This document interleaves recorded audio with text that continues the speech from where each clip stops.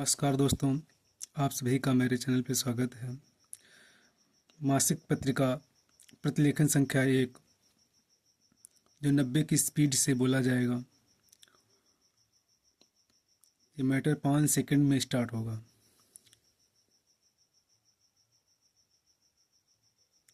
Ready start. महोदय, मैंने माननीय सदस्यों द्वारा सीधे दिए गए तर्कों अथवा माननीय सदस्यों द्वारा दिए गए उन लोगों के तर्कों को स्वीकार कर लिया जो इस अथवा उस प्रकार की दर से प्रभावित हुए हैं, लेकिन इसके साथ ही मैंने कुछ कारणों से कुछ एक सुझावों को स्वीकार नहीं भी किया है।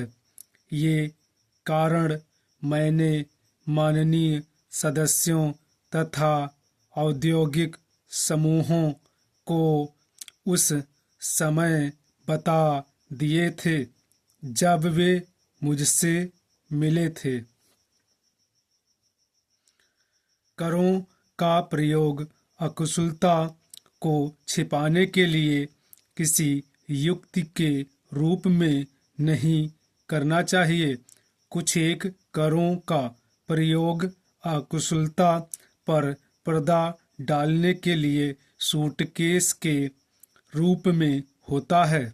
हमें उसके जरिए यह देखना और कहना चाहिए कि यह कर आपकी अकुशलता पर पर्दा डालता है और इसलिए इस कर को घटाने से आप अधिक कुशल बनने के लिए बाध्य होंगे। जब तक हम प्रतियोगी और कार्यकुशल नहीं हो जाते, तब तक हम किसी भी तरह से एक मजबूत अर्थव्यवस्था का निर्माण नहीं कर सकते हैं। असल में पश्चिम बंगाल के माननीय मुख्यमंत्री के साथ वहां के वित्त मंत्री मुझसे मिले थे और उन्हें यह कहते सुनकर बहुत ही अच्छा लगा कि चाहे यह सरकारी क्षेत्र हो अथवा निजी क्षेत्र, उनका और उनकी सरकार का उस क्षेत्र और उस क्षेत्र की इकाइयों को प्रतियोगी बनाने में पूरा सहयोग होगा। यह एक प्रतियोगी विश्व है और अधिकांश कीमतें अंतर्राष्ट्रीय रूप से निर्धारित की जाएंगी।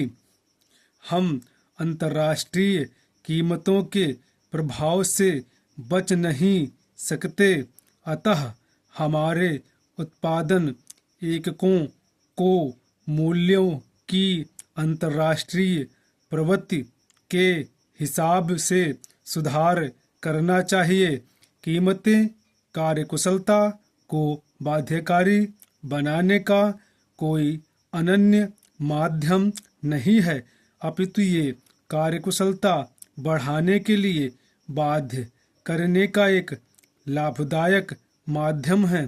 अंतर्राष्ट्रीय कीमतें उन क्षेत्रों को अपनी कार्यकुशलता बढ़ाने के लिए बाध्य करने का एक जरिया है जिन्हें कभी कभार हम समझ नहीं पाते हैं, लेकिन अंतर्राष्ट्रीय कीमतें एककों को और अधिक कार्यकुशल बनने, क्षेत्र को और अधिक कार्यकुशल बनने तथा उद्योगों में और अधिक कार्यकुशलता लाने को बाध्य करती है।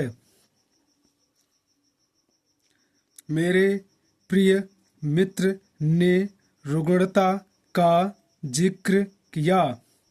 रुग्णता उद्योगों संबंधी स्थिति की अपेक्षा एक मानसिक स्थिति है। यदि आप बेवजह किसी उद्योग का गुणगान करते हैं तो रुग्ण हो जाता है। उनमें जितनी ज़्यादा प्रतियोगिता होगी वे उतने ही कार्यकुशल होंगे।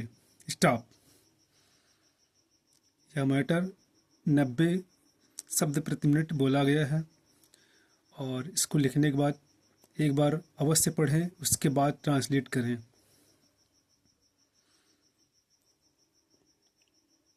अधिकतर एग्जामों में 80 की स्पीड से मैटर बोला जाता है।